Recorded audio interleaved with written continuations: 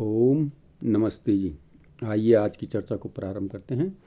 यजुर्वेद के प्रथम अध्याय का 14वां मंत्र।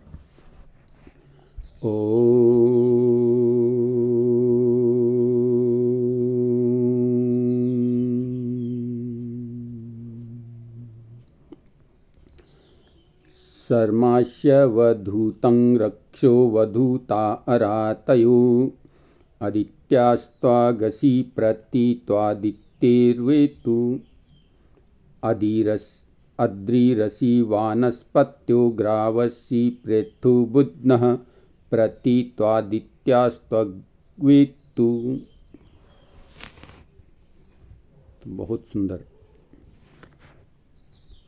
चर्चा इस मंत्र में भी आई है। कहा मनुष्य ईश्वर को आज्ञा देता है कि तुम लोग शुद्ध और विस्तार युक्त भूमि के बीच में अर्थात बहुत से अवकाश में सब ऋतुओं में सुख देने योग्य घर को बना के उसमें सुखपूर्वक वास करो। कहते हैं परमात्मा की आज्ञा है कि मनुष्य शुद्ध और विस्तार युक्त जो ये भूमि है इसके मध्य में बहुत से अवकाशित स्थानों के हेतु सब ऋतुओं में सुख देने के लिए योग्य ऐसे घर को बनाओ जो कि हर प्रत्येक ऋतु में जो है सुख प्रदान करे और उसमें सुखपूर्वक वास करो तथा उसमें रहने वाले दुष्ट स्वभाव युक्त मनुष्य आदि प्राणी और दोषों को निवृत्त करो। और उसमें रहने वाले अगर कोई दुष्ट व्यक्ति है, दुष्ट प्राणी जो भी हैं, उनका जो है छिन्न भिन्न करो, उनका नाश करने के लिए उनको निवृत्त करो, उनको अपने से अलग करो। ये व्यवस्था जो है इस मंत्र में दी जा रही है कि आप अपने घरों को सुरक्षित रखो। फिर उसमें सब पदार्थ स्थापन और वर्षा का हेतु जो यज्ञ है उसका अनुष्ठान करके नाना प्रकार के सुख उत्पन्न करना चाहिए। नाना प्रकार के सुखों को उत्पन्न करे कहते हैं सुंदर घर बना करके इसमें यज्ञ का अनुष्ठान करें और यज्ञ के अनुष्ठान करने से जो है नाना प्रकार के सुखों को प्राप्त करें।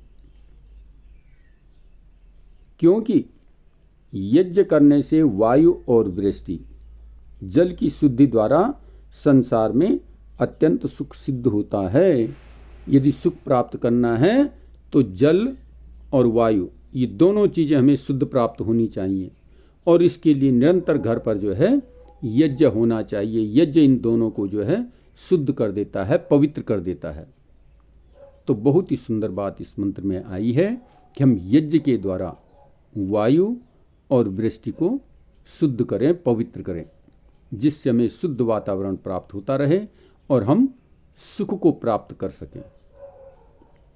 सुख प्राप्ति करने का साधन इस मंत्र में बताया गया है कि एक तो हम इस पृथ्वी पर सुंदर घर बनाएं जो सब ऋतुओं में सुख देने वाला हो। कोई भी ऋतु इस प्रकार की ना हो कि जिसमें फिर उसमें कष्ट प्राप्त हो, यानी हवादार हो, चारों तरफ से हवा आने वाली हो, घर में जो है प्रकाश का प्रवेश होता रहे। ऐसे कहते हैं सुंदर उत्तम घर को बनाओ और उस घर में वास करो और उस घर में वास करते करते निरंतर अपने घर पर यज्ञ का अनुष्ठान करो।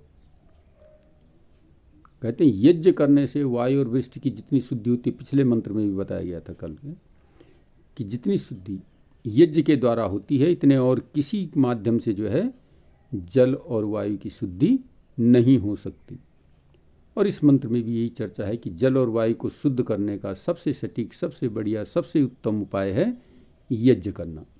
तो हम निरंतर अपने घरों पर यज्ञ करते हुए अपने गृहस्थ जीवन को सुखमय बनाने का प्रयत्न करें। तो आइए आज की चर्चा को यहीं पर विरमित करते हैं। ओम शांति।